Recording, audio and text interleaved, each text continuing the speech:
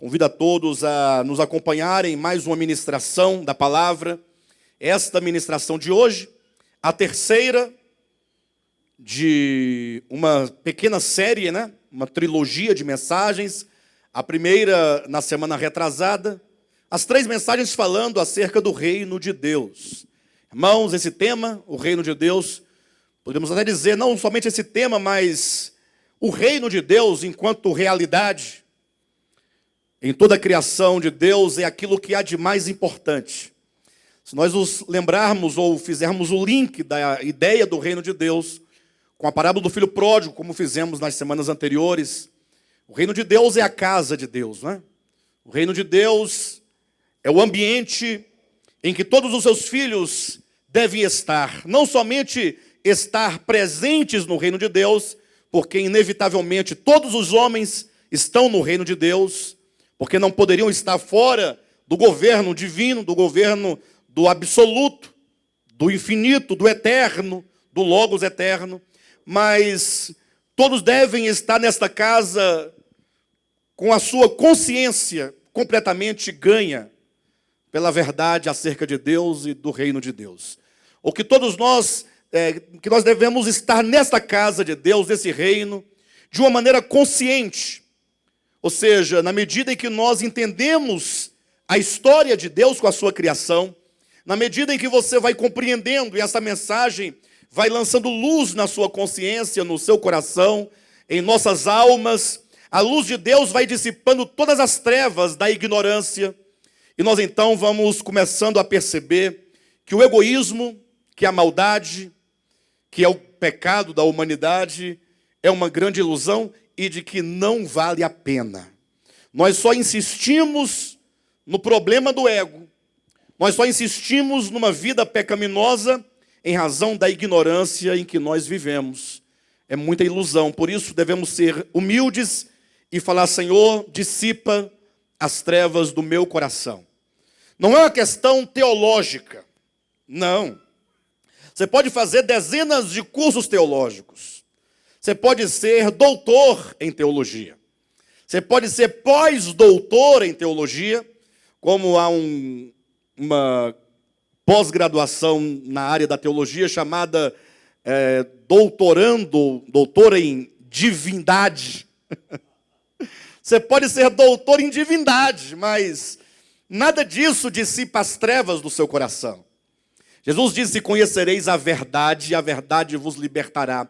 É uma questão do seu coração, não do seu intelecto.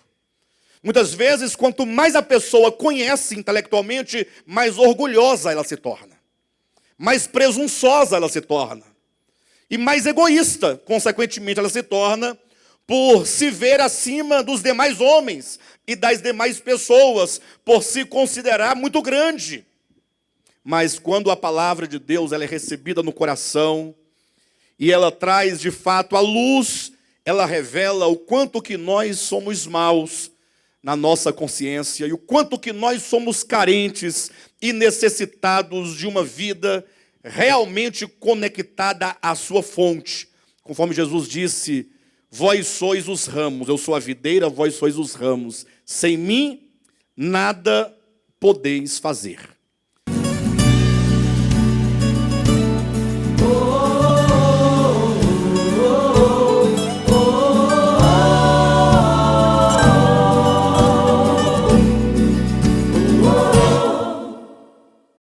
As 3 mensagens dessa trilogia, hoje a terceira, elas falam, portanto, acerca do reino de Deus. Na primeira mensagem falamos sobre a natureza orgânica do reino de Deus. A semana passada nós falamos sobre a necessidade de ver e de entrar no reino de Deus. E hoje queremos falar um pouco sobre a manifestação do reino de Deus. E precisamos, portanto, retomar alguns conceitos já ditos aqui, já falados aos irmãos, acerca do reino de Deus enquanto uma realidade dentro de nós. Ou seja, entrar no reino de Deus não é entrar para uma religião. Entrar no reino de Deus não é receber um batismo em água. Entrar no reino de Deus não é uma questão de você aguardar algum dia, numa questão totalmente temporal, para que Deus venha te levar para um lugar no espaço que seja bom. O reino de Deus é atual, o reino de Deus é algo presente. Eu me recordo do texto de Lucas, capítulo 17, versículos 20 e 21, quando é dito que os fariseus e saduceus, procurando Jesus, lhe perguntaram, dizendo: Senhor, diga-nos quando é que virá o teu reino. Olha que coisa interessante. Olha que pergunta chave para abrir o nosso discernimento. Porque até hoje essas perguntas dos fariseus e escribas e saduceus, ela continua a ser feita.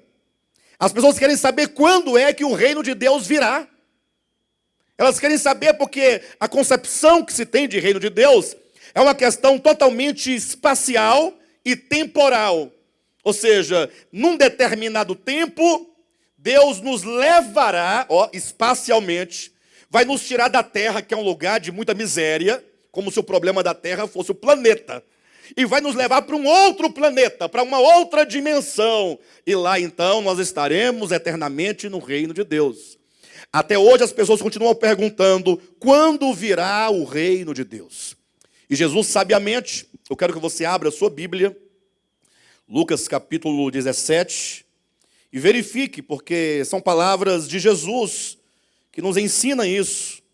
Capítulo 17, versículo 20, interrogado pelos fariseus sobre quando viria o reino de Deus, Jesus lhes respondeu.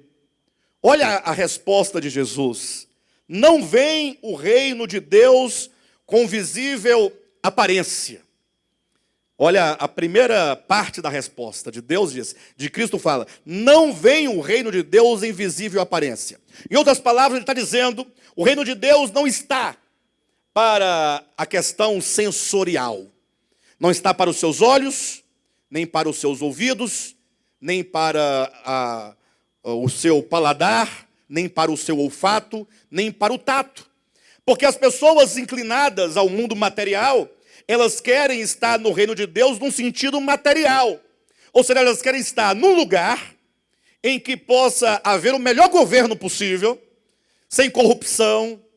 Elas pensam que o reino de Deus é estar num lugar onde não haja doença, nem fome, nem tribulação, nem nenhum tipo de angústia. Então elas ficam aguardando nessa expectativa temporal de poder, por meio dos seus sentidos, porque os sentidos, esses 5 sentidos nossos, eles abrem uma porta para o mundo exterior. Ou seja, os nossos 5 sentidos, eles estão relacionados àquilo que é exterior. Os nossos olhos, ouvidos, nariz, boca e nossas mãos, que é a visão, audição, olfato, paladar e o tato, eles não estão para a sua alma. Pelo contrário, eles são uma porta da alma para o mundo exterior. É por meio dos meus olhos que eu vejo vocês, eu consigo contemplar todas as coisas, né? Meus ouvidos não estão para a alma, mas ao contrário, está para eu ouvir vocês. Tanto é que com os meus olhos e meus ouvidos eu não posso jamais ouvir ou ver o mundo espiritual de Deus, as dimensões espirituais que nos cercam. Estamos privados e estaríamos fadados se nós fôssemos privados do espírito humano. Então, o reino de Deus não vem com visível aparência, significa não está para o mundo exterior.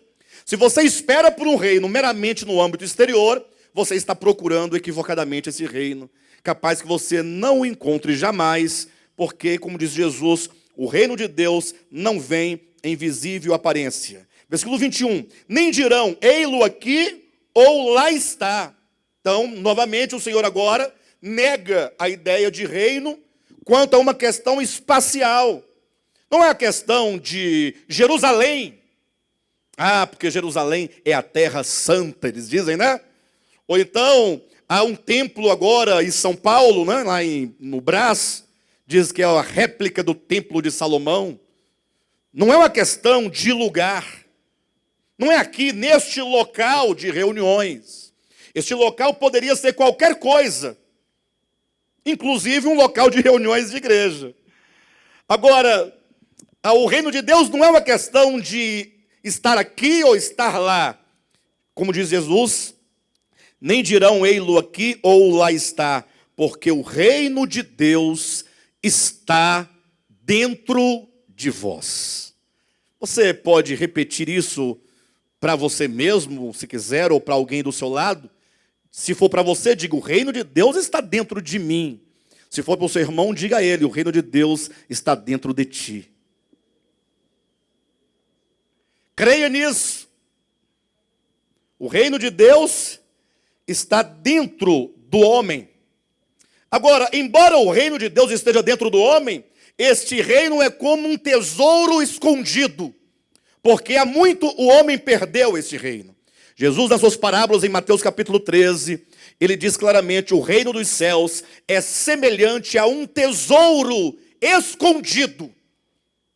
E, portanto, se está escondido, é porque os homens não sabem onde ele está. Embora esteja tão próximo de você, porque está dentro do seu coração, como diz o apóstolo Paulo em Romanos capítulo 10, está na sua boca e no seu coração, não está longe de você, está dentro de você, como disse Jesus, mas os homens não o encontraram. É possível que nessa noite eu esteja falando para centenas de pessoas que, embora tenham dentro de si o reino de Deus, mas ainda vive como aquele que não encontrou ainda este reino de Deus. Quero ler mais um texto com os irmãos acerca disso. Está em João, Evangelho, no capítulo 14. Apenas um versículo que, quando eu o li, e olha que eu já li a Bíblia umas dezenas de vezes, não vou dizer centenas porque talvez estaria exagerando, mas umas dezenas eu já li. Mas esse versículo, esta porção, sempre me passava desapercebida. Mas no dia que eu enxerguei esta palavra, é aquele momento em que dá aquele start, né? E que você, de repente, é iluminado para contemplar algo que estava, então, não estava escondido para você, porque aqui está claro na Escritura. Pensa numa alegria. Capítulo 14, versículo 20 do Evangelho de João. Jesus diz assim: olha, naquele dia vós conhecereis que eu estou em meu Pai, e vós em mim, e eu em vós. Isto é o reino de Deus. Veja que Cristo não disse que naquele dia vocês entrarão para o meu reino. Olha o que ele está dizendo, e aqui ele fala, quando diz que naquele dia, é uma referência à sua ressurreição, porque no capítulo 14, Cristo está fazendo o seu último discurso, suas últimas palavras antes de ele ser preso e ser morto, crucificado. Ele então anunciava a sua vinda. Capítulo 14, 15, 16 e 17 fala sobre a vinda de Jesus. Por isso que muitos pastores e padres e religiosos, em sepultamento de pessoas, eles leem João 14, né? Não se turbe o vosso coração, crede em Deus. Mas sempre numa perspectiva espacial e temporal, falando acerca da segunda vinda de Cristo. Mas se você ler atentamente o capítulo 14, quando Cristo diz que voltarei outra vez, é uma referência à sua vinda em ressurreição. Em outras palavras, ele disse: olha, eu vou para o meu Pai. Esse ir para o Pai é a sua morte. Eu vou morrer e retornar ao Pai, mas eu voltarei outra vez para vocês. Não vos deixarei órfãos, virei outra vez. E, portanto, esse virei outra vez, aqui no capítulo 14, não estamos com isso negando a segunda vinda futura, estamos dizendo que no capítulo 14, 15, 16 e 17 de João, esse virei outra vez para vós outros é uma referência ao retorno de Cristo da sua morte.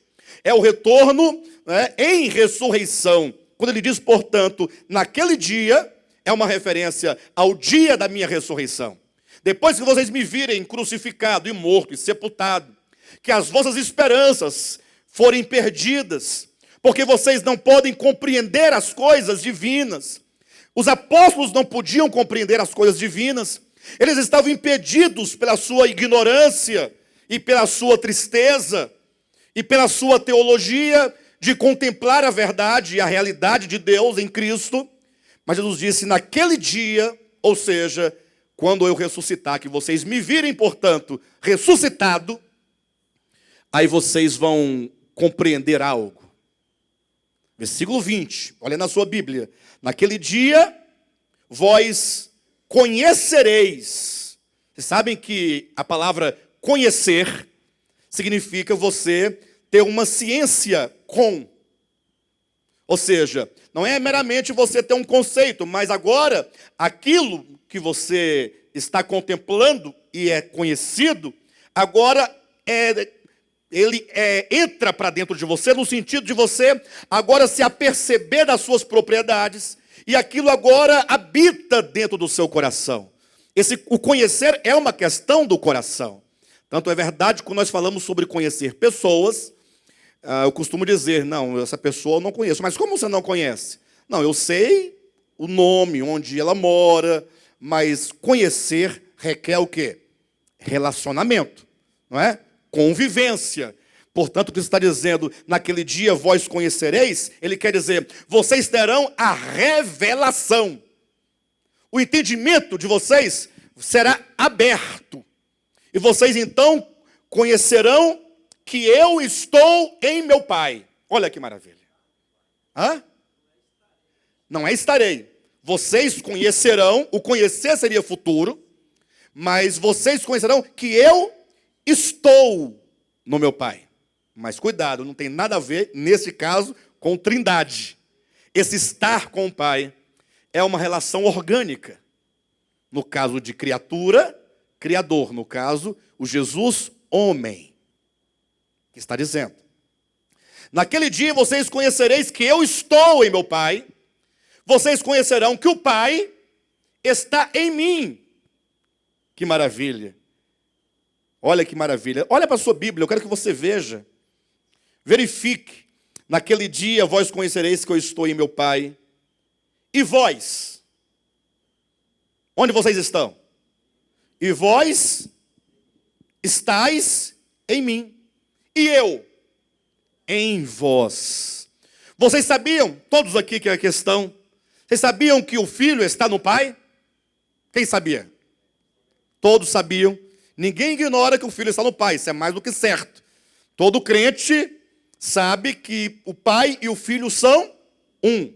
Agora ele diz que não somente há essa unidade entre Pai e Filho, mas você sabia que nós estamos nele? Você sabia que você está nele? Pastor, mas cheio de pecados como eu estou? Sim, você está nele. Até porque não poderia não estar nele. Porque ele enche todas as coisas.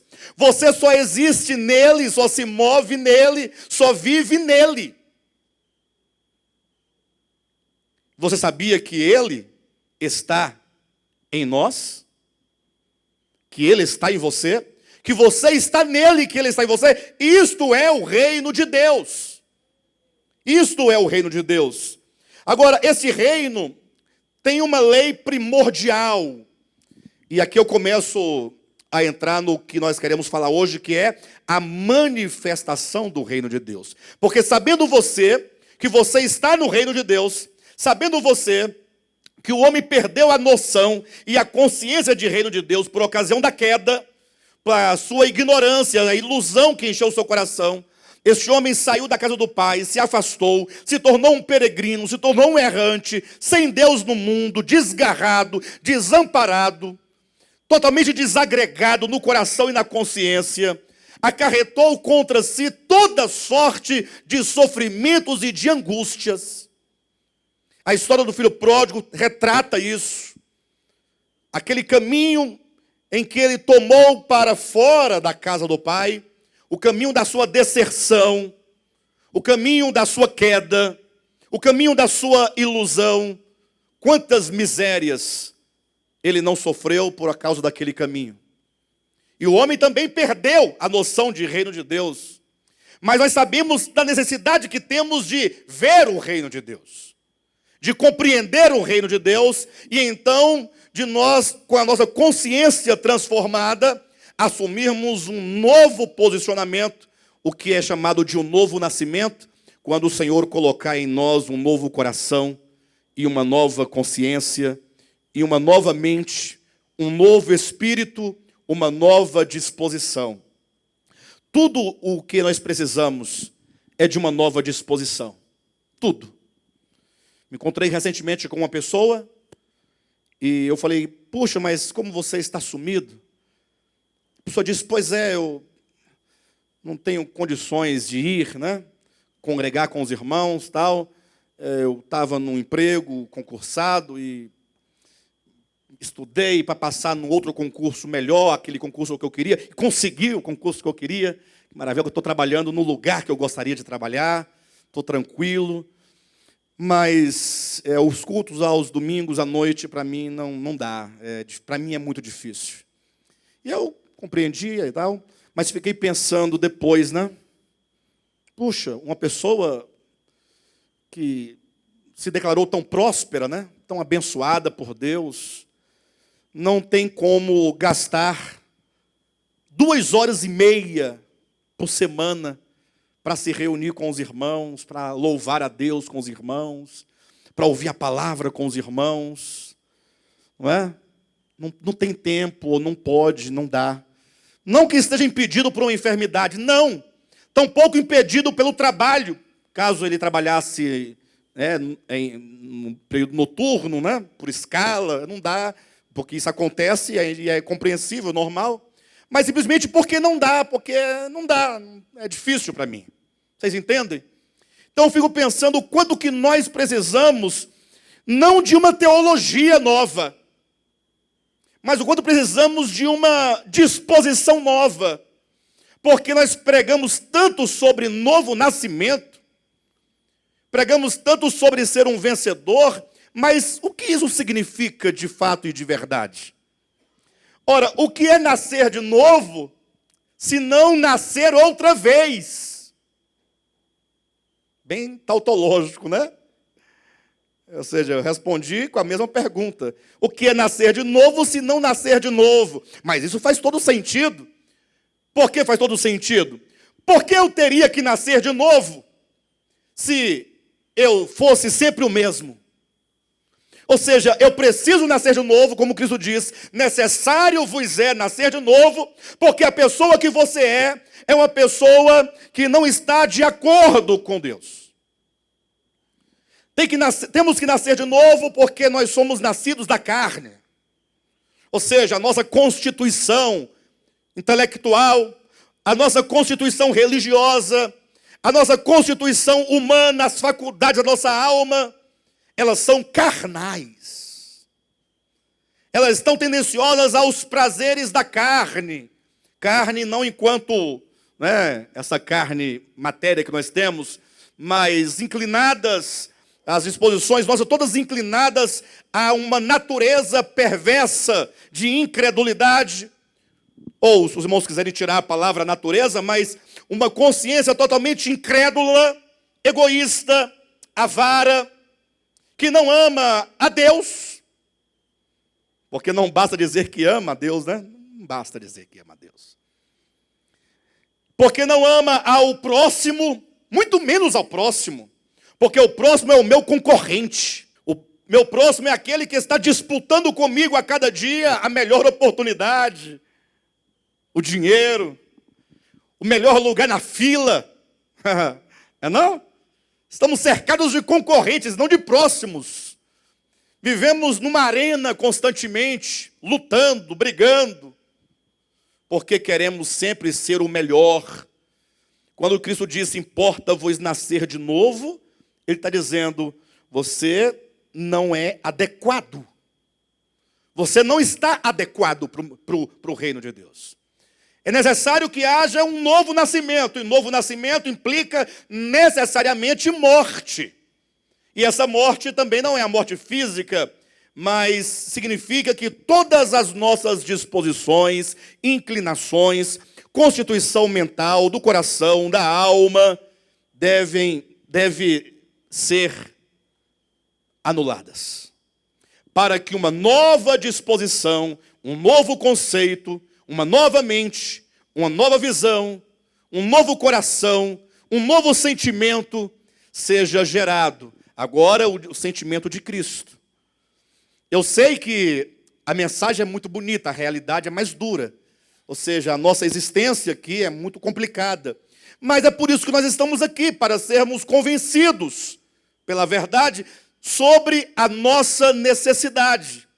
Se sairmos daqui hoje dizendo, puxa, eu preciso nascer de novo, já teremos ganho muito. Se no seu coração for gerado o desejo, a vontade, o conhecimento sobre o tanto que nós precisamos de nascer de novo. Nascer de novo não tem nada a ver com aceitar a Jesus. Ou seja, nos moldes como nos foi apresentado, que depois de uma pregação e de um apelo, alguém diz, alguém quer aceitar a Jesus, isso não é nascer de novo. Isso talvez, no máximo, seja a adesão a uma religião, a uma denominação. Novo nascimento não tem relação com o batismo em água. Na verdade, o batismo em água é que apenas simboliza a morte e o novo nascimento. Mas é apenas um símbolo também, não passa de símbolo. Aquela água do batismo não tem valor algum para lavar os pecados, o coração, a consciência, para mudar, não. Então, quando que nós precisamos de uma nova disposição, de um novo coração, de uma mudança, de uma transformação? Porque o reino de Deus, ele possui uma lei primordial. Essa lei primordial do reino de Deus, ela é contrária àquilo que nós somos em Adão. Ela é contrária àquilo que nós somos por causa da queda. Os nossos pensamentos, nossos corações, na última das hipóteses, vai de encontro a essa lei primordial. Quero ler com vocês Marcos capítulo 12. Abra sua Bíblia. Aqui vai mostrar essa lei primordial, que é a lei do reino de Deus. É uma lei orgânica. É uma lei que não pode ser seguida meramente por doutrina. Marcos capítulo 12, vou ler com vocês a partir do versículo 28. Todos encontraram? Abra o seu coração, em nome de Jesus. Chegando um dos escribas, tendo ouvido a discussão entre eles, vendo como Jesus lhes houvera respondido bem, perguntou-lhe.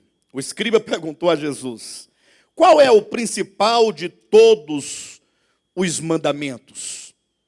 Respondeu Jesus: o principal de todos os mandamentos é: ouve, ó Israel, o Senhor, nosso Deus, é o único Senhor.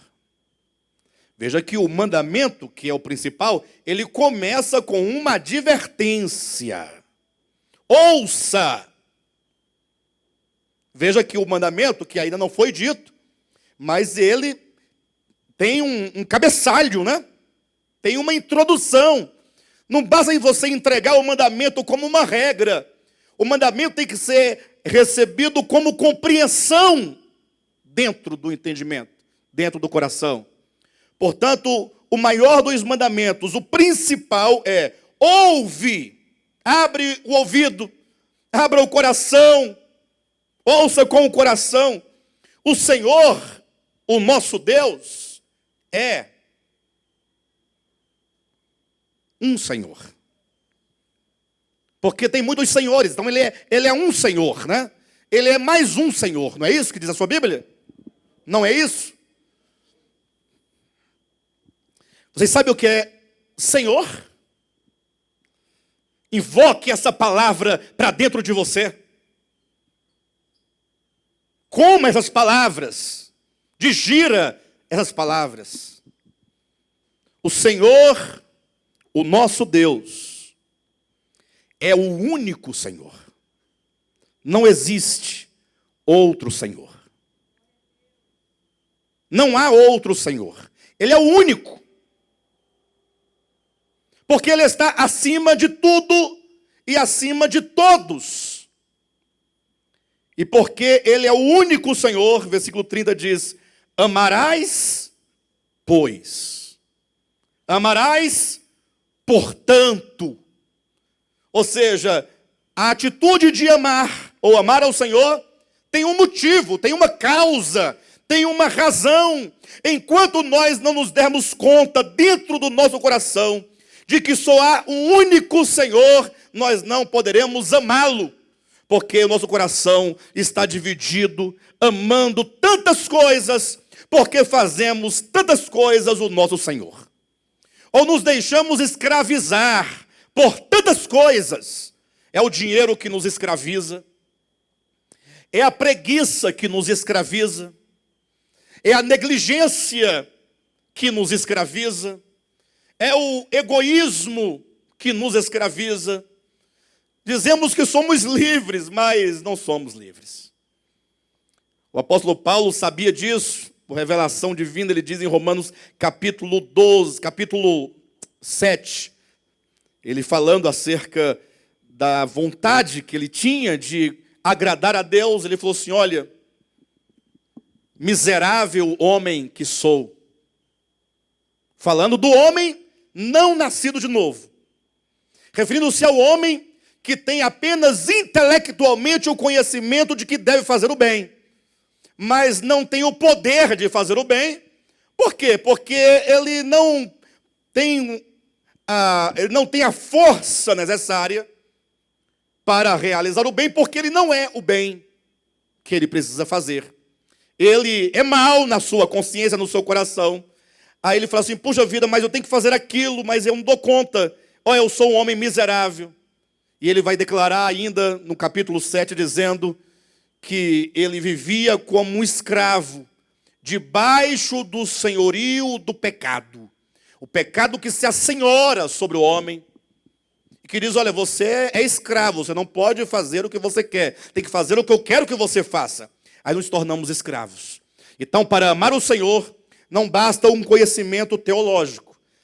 O amor a Deus nasce de um conhecimento espiritual, de uma revelação espiritual. O único Senhor.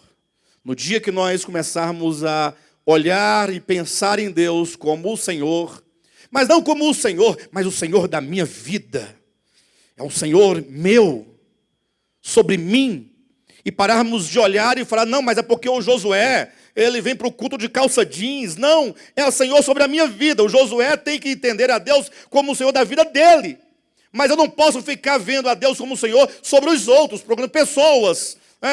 A irmã Júlia, vocês já viram o tamanho do cabelo dela? Cortou bem curtinho, que coisa mais horrível, gente, pelo amor de Deus. Aí começamos a olhar pessoas, buscar um detalhe, uma coisa na vida do Jailson, do Gilson, do irmão Magalhães, pastor Renato. Vocês viram? Ele foi para os Estados Unidos, ó. Não, porque o Juraci e tal, ficamos procurando. Não, é quando cada um de si mesmo, precisamos olhar, cada um para si. O Senhor, Deus, é o meu Senhor. Até porque a própria Escritura declara que não há salvação fora de Cristo. Não no sentido teológico. O texto de Romanos capítulo 10, versículo 9 diz: se, tem um se, com a tua boca confessares a Jesus como Senhor. Como Senhor. Você confessa a Jesus como Senhor?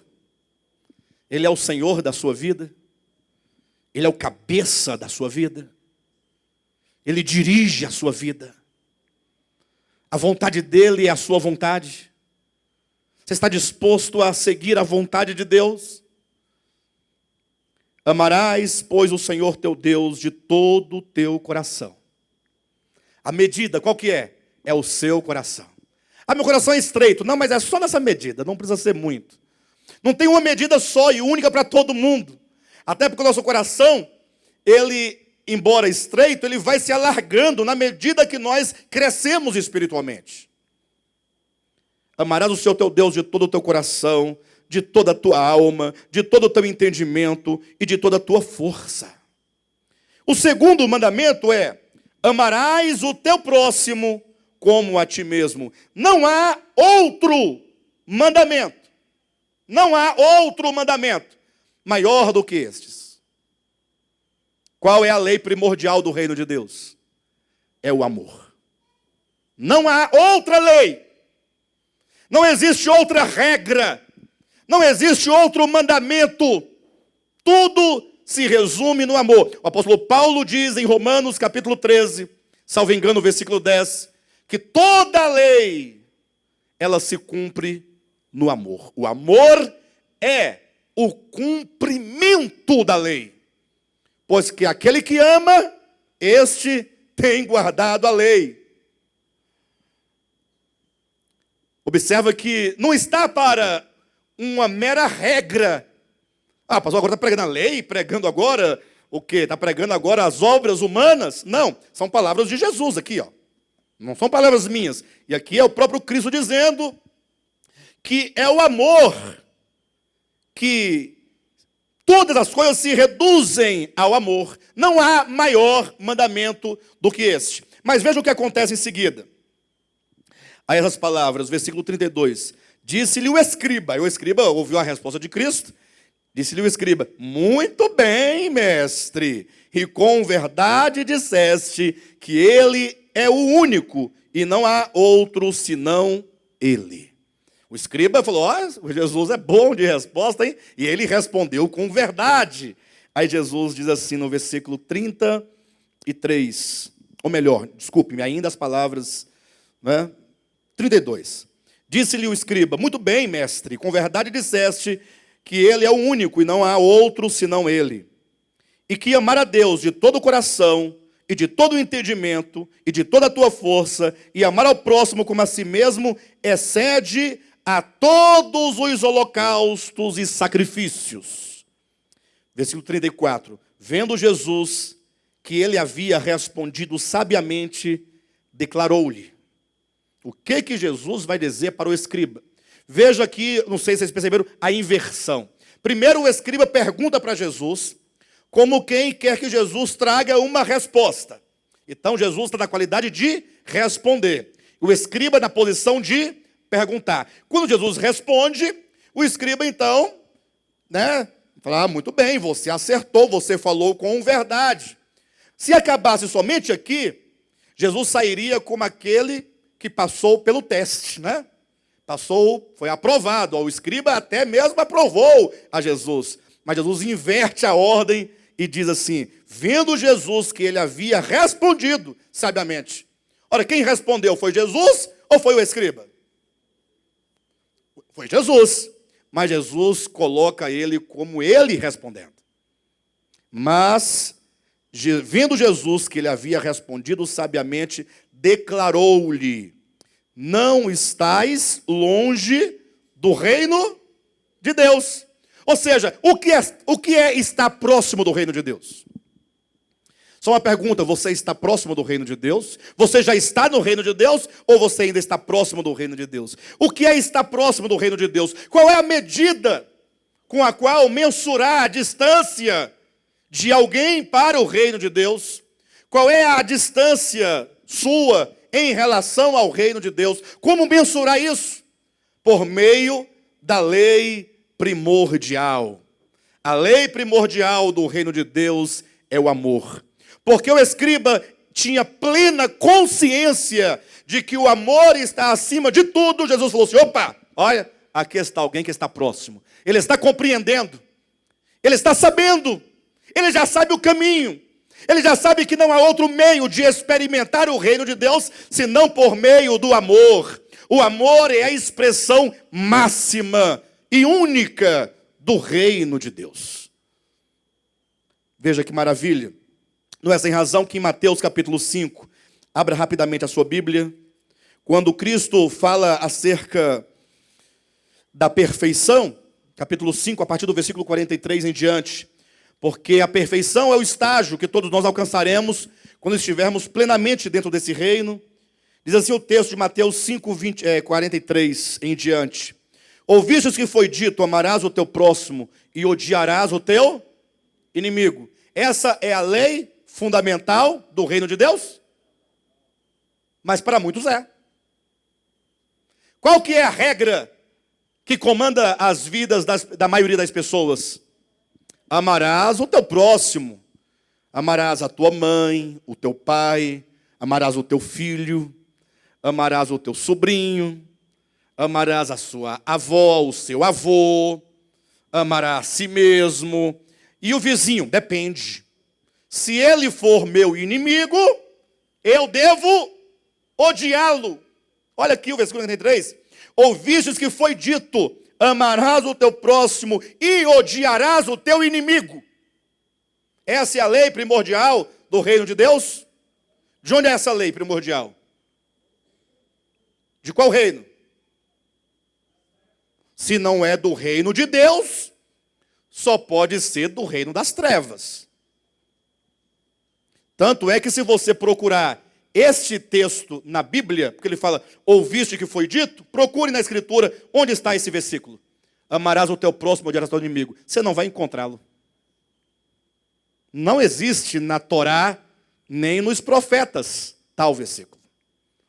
Ora, mas se eles haviam ouvido, certamente era por via oral, por via do costume, ou por via da aplicação da lei, sem a compreensão da sua realidade. Porque muitos, tomando a própria lei de Moisés, apenas derramaram sangue.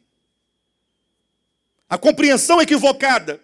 Muitos tomam a Escritura de maneira tão equivocada, que eles tomam a Escritura e conseguem dela extrair motivos e extrair razões para odiar e aborrecer alguém.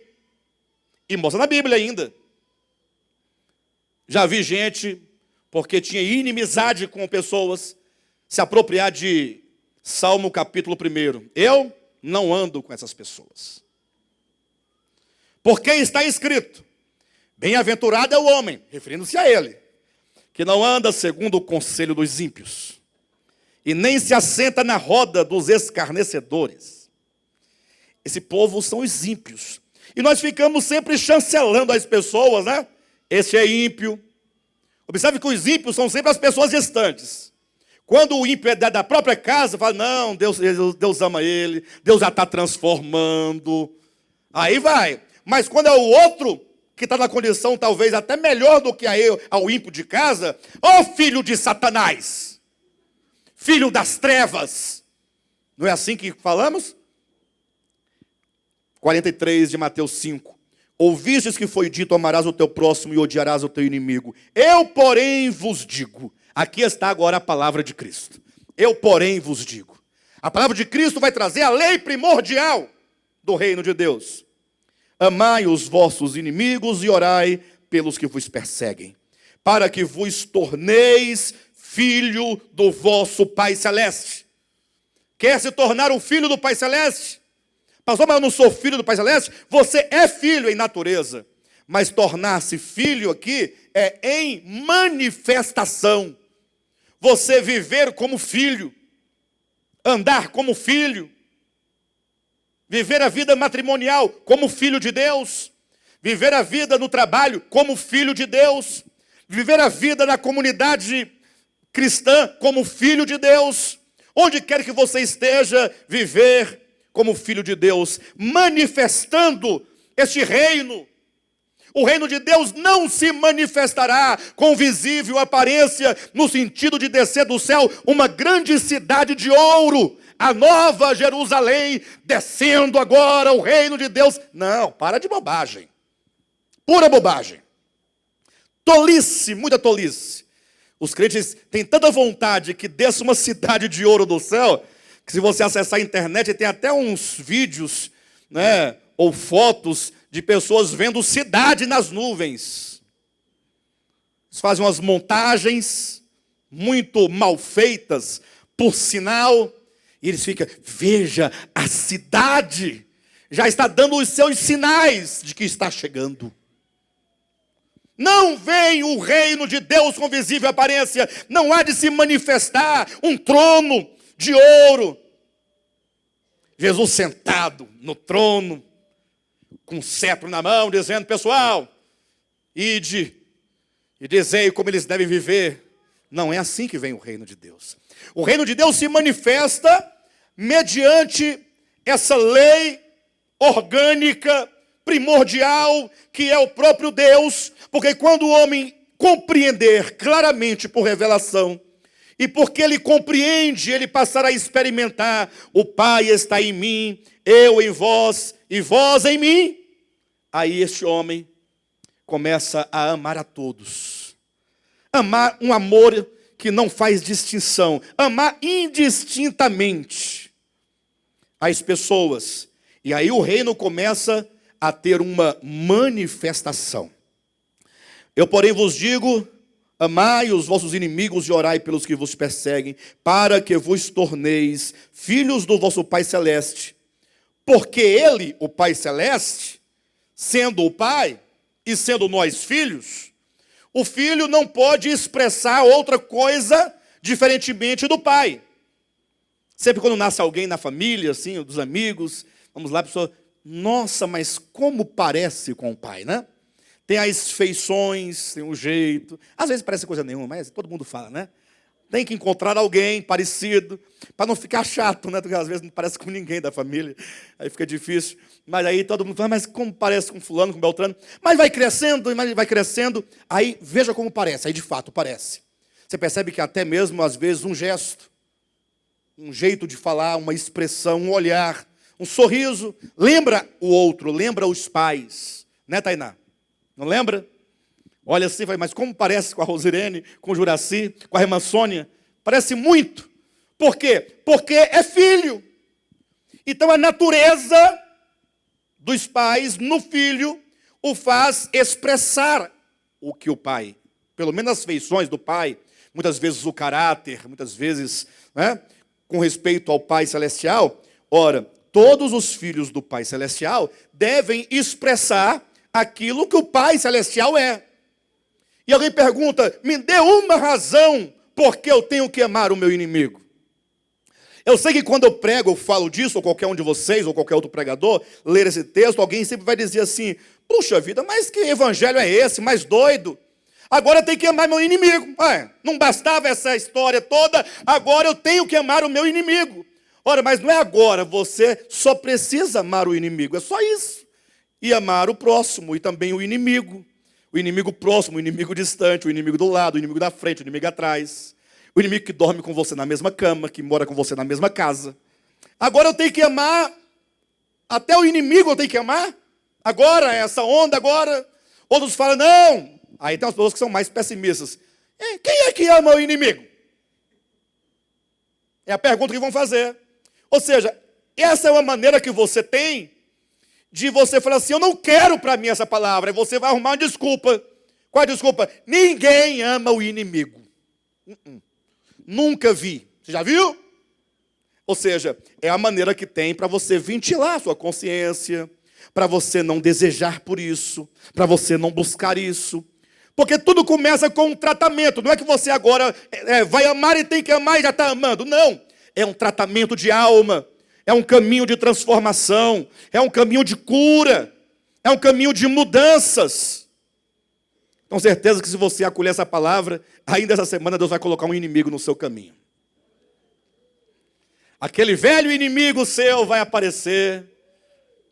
E na hora vai começar a gotejar um veneninho por aqui, você vai lembrar da palavra, você vai ficar em crise no momento, porque você está diante da palavra e diante do inimigo, você sabe que tem que amar, mas você não ama, você deseja matar o inimigo e agora você vai ficar naquela situação, mas a situação é boa, para que você comece a refletir, a pensar, não é? Então, para que vos torneis filhos do vosso Pai Celeste, o motivo por que nós devemos amar o inimigo, dê-me um motivo, está aqui, porque o Pai faz nascer o sol sobre maus e bons.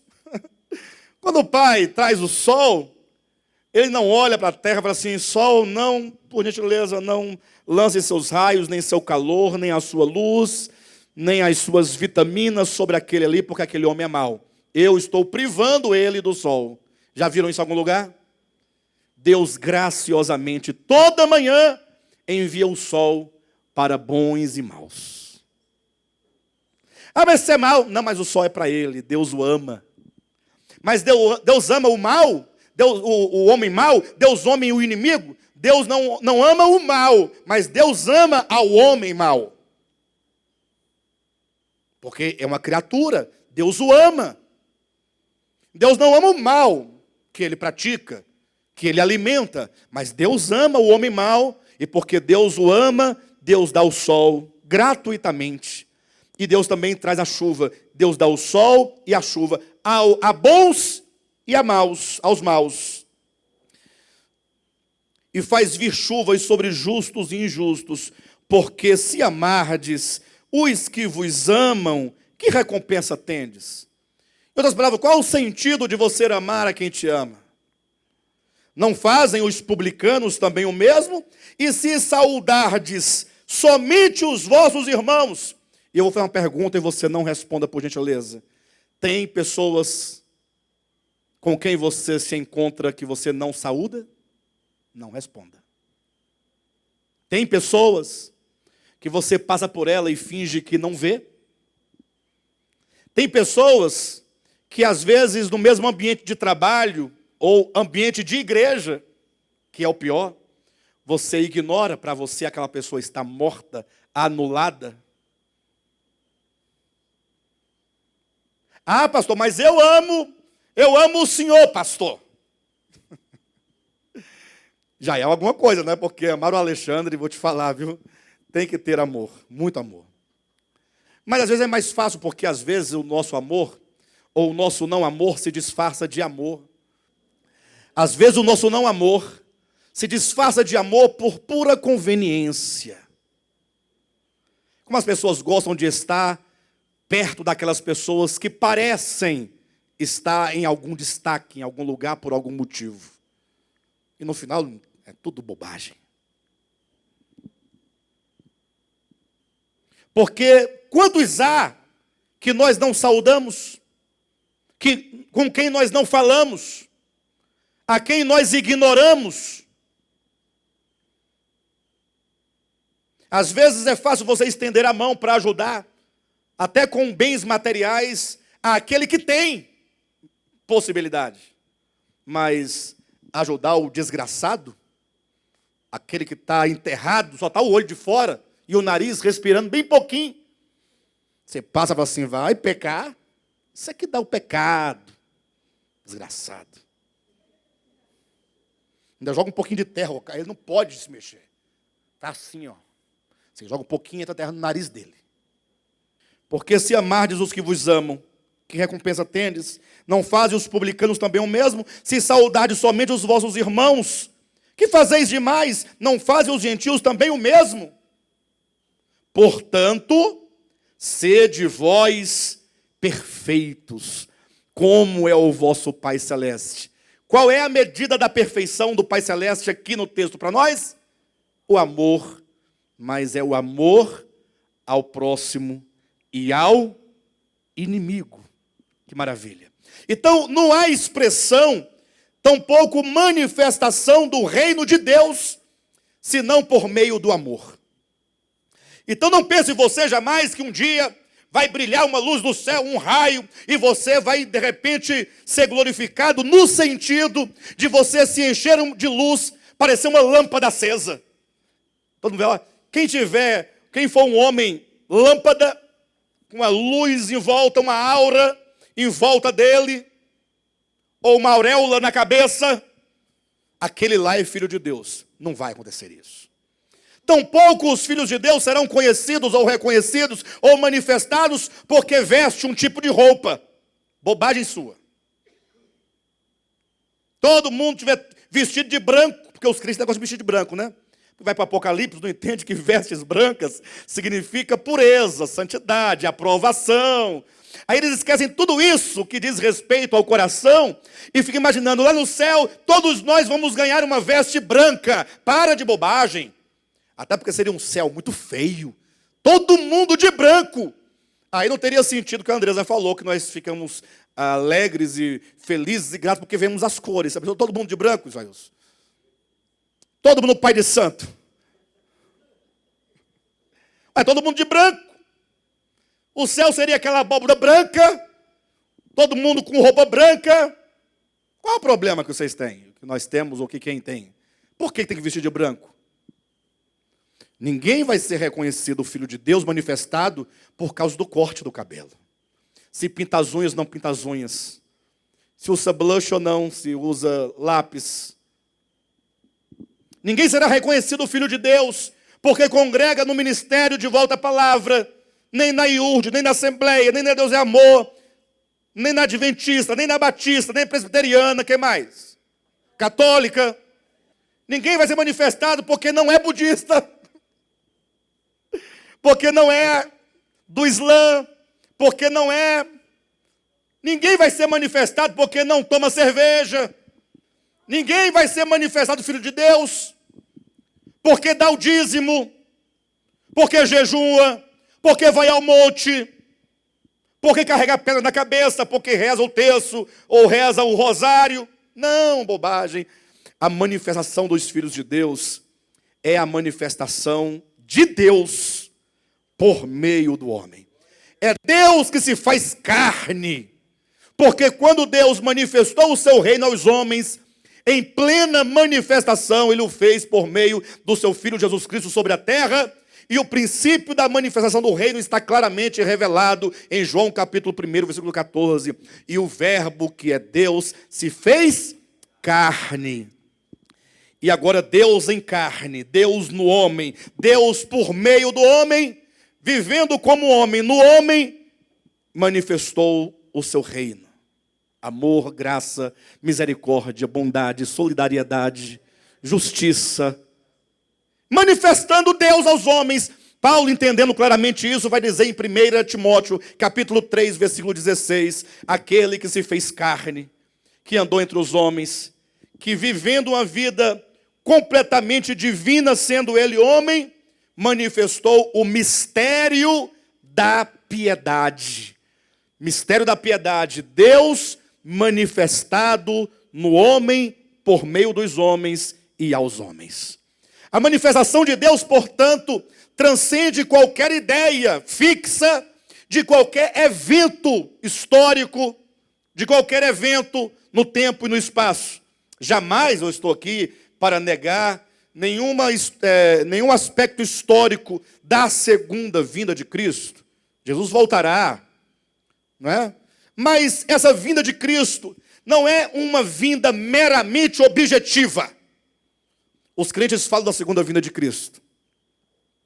E alguns até que pregam a vinda de Cristo, a segunda vinda. Outros aguardam. Outros acreditam, mas não parece tanto que acredita. Porque não fazem nada para se preparar para essa vinda. Mas de todo modo, de tantos falares e pensares acerca da segunda vinda de Cristo, a maioria esmagadora estão pensando numa vinda meramente objetiva. Como é que é isso, meramente objetiva? De repente o céu se abre e aparece Jesus lá. Ei, estou aqui, olhem para cá. Todo mundo, oh.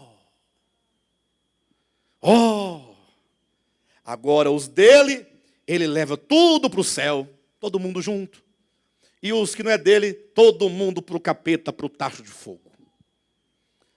As pessoas pensam assim. É verdade que a Escritura neotestamentária afirma, alto e bom som, categoricamente, que Cristo haverá de intervir na história humana. Eu creio nisso. Mas, sobretudo, eu creio que essa vinda de Cristo, além de objetiva, ela é sobremodo e, sobretudo, interior. Posso ler uns 2 ou 3 versículos com vocês? Abra sua Bíblia rapidamente. Capítulo 3 de Colossenses,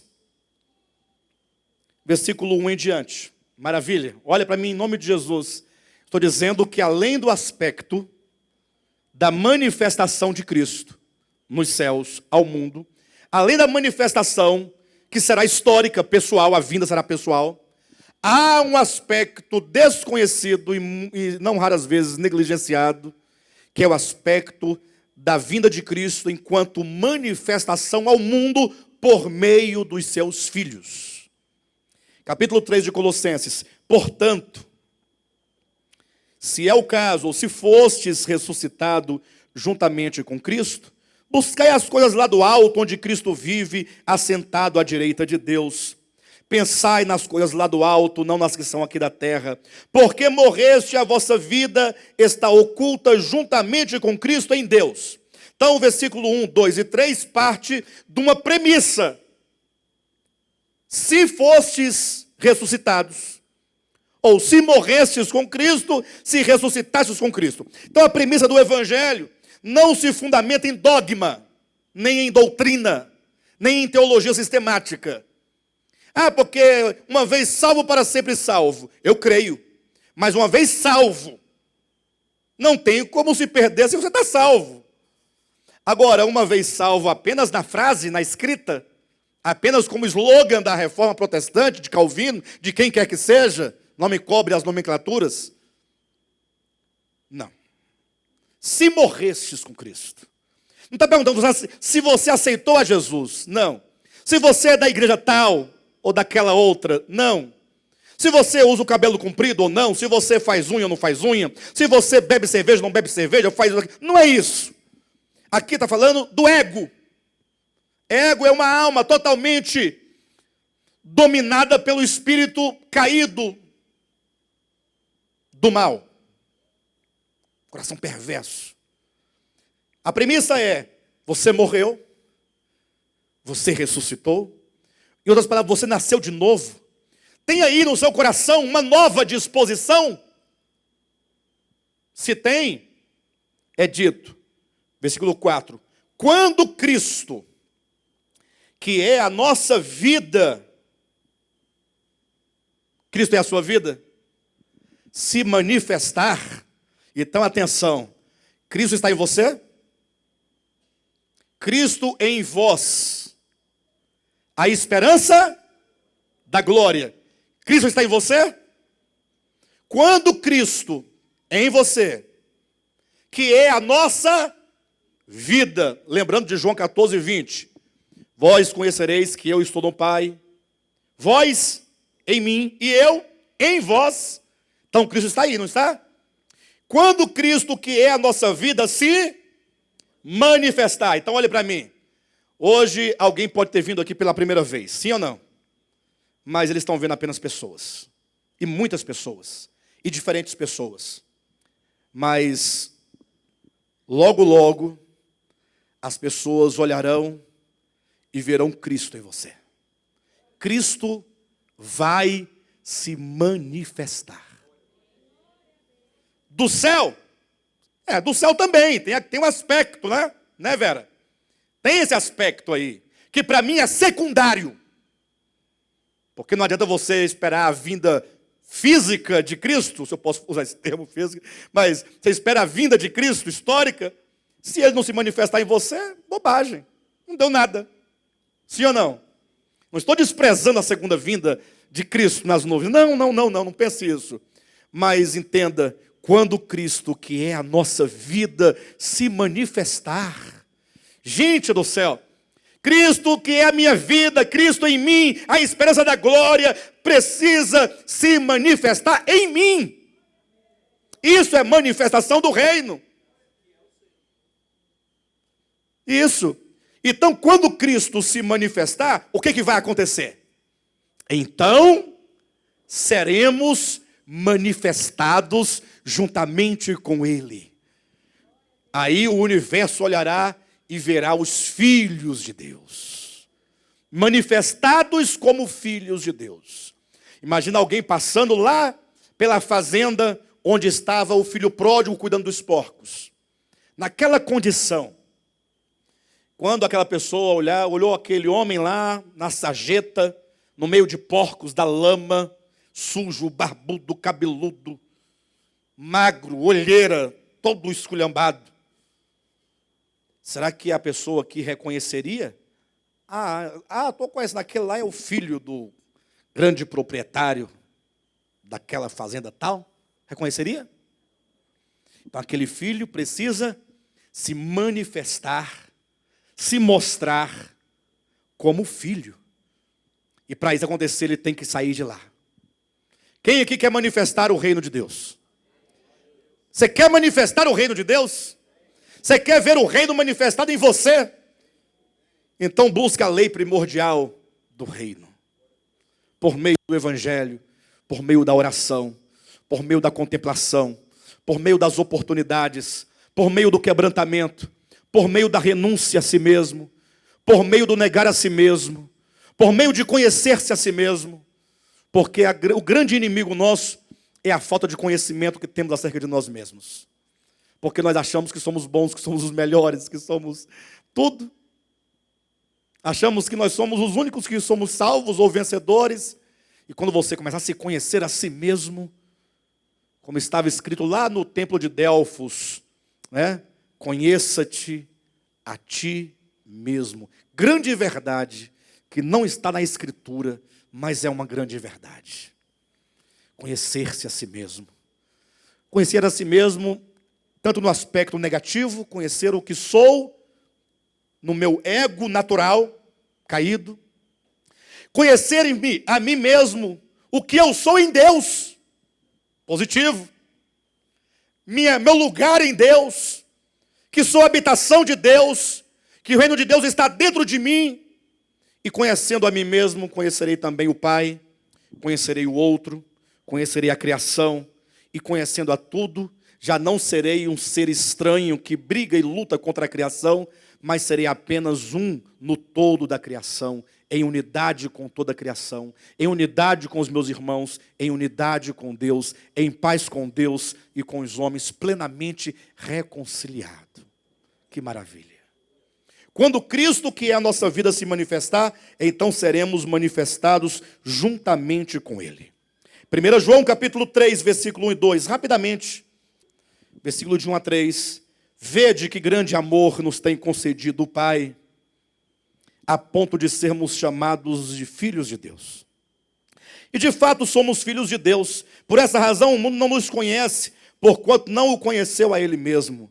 Amados, agora somos filhos de Deus, e ainda não se manifestou o que havemos de ser, porque sabemos que quando Ele se manifestar, seremos semelhantes a Ele, porque haveremos de vê-lo como Ele. Veja, quando Ele se manifestar, nós seremos semelhantes a Ele. Aí sabe o que está acontecendo? Rapidamente, olhem para mim. Tem crente que interpreta assim, tem teólogo que pensa assim, quando Cristo se manifestar, então na nuvem. Está me vendo, pessoal, aqui em cima? Olha para cá. Todo mundo, Aí agora, porque dizem, né? Eu estou vendo com esses olhos naturais, Ele, na sua feição externa, porque eu o vi, como estou vendo o Josué, eu agora sofrerei uma transformação, vou ser semelhante a Ele. Querem a prova de que essa teoria é falsa? Quem quer a prova? Pastor, eu pensei que quando Ele aparecesse lá, nós seríamos transformados. Bem, olha a prova categórica de que essa interpretação é errada e falsa. Quando Ele se manifestar, se você entender manifestação como a aparição externa e física dEle, a cara dEle, você vai ver o rosto dEle, físico, semblante. Porque você viu o semblante, você vai ser semelhante a Ele. A sua cara vai se transformar igual a cara dEle. Todo mundo vai ter uma face só. É falso ou não é falso? Se você interpretar que você vendo a face externa, você vai ser igual ou semelhante a Ele, você entende que Ele manifestando a face dEle, a sua face será como a face dEle. Semelhante, igual. Todo mundo, ninguém vai ter mais a sua própria carinha. Cada um vai ter a mesma cara.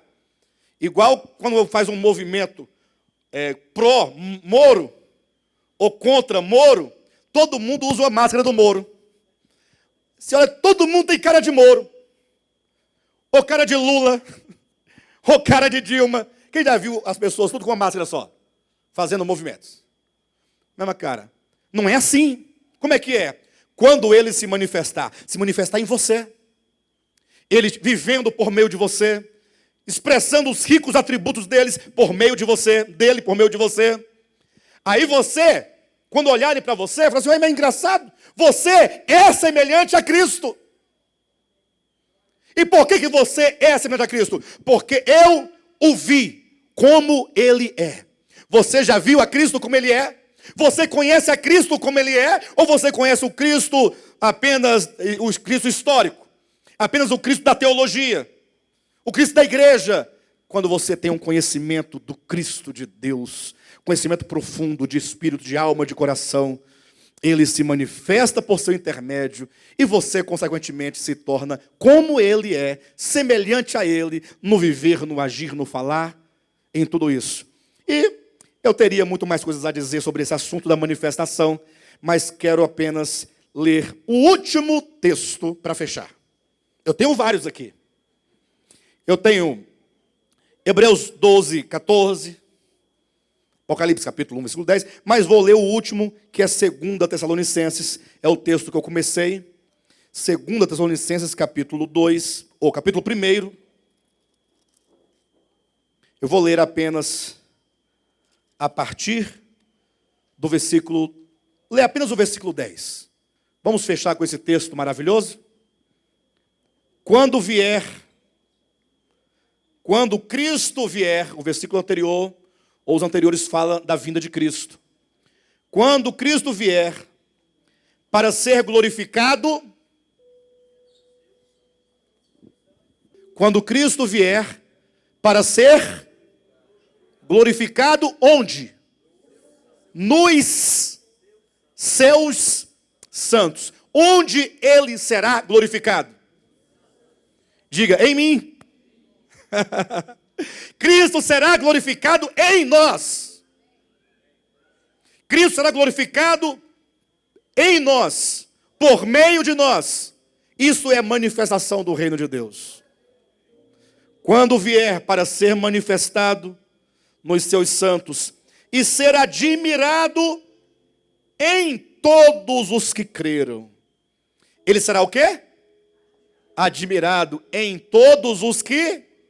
Ele será admirado em você, em mim. Mas cuidado, não é admirado assim, puxa, mas vocês são os caras mesmo, hein? Puxa, que beleza. Não, eles vão admirar as obras de Cristo.